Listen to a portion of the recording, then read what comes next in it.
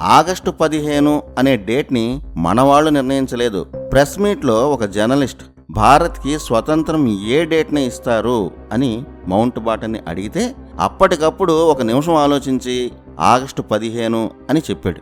ఇంతకీ అదే డేట్ ఎందుకు చెప్పాడో తెలుసా? రెండో ప్రపంచ యుద్ధంలో మిత్ర దేశాలపై జపాన్ ఓడిపోయిన రోజుది.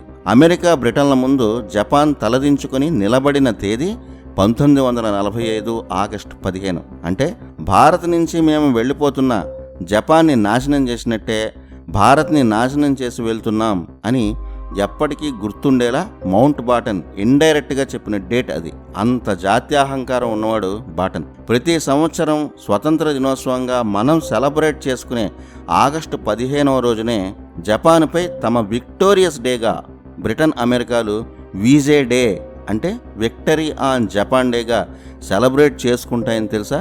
స్వతంత్ర దినోత్సవాన్ని కూడా బ్రిటిష్ వారు ఎంపిక చేసిన డేట్తోనే మనం సెలబ్రేట్ చేసుకుంటున్నాం.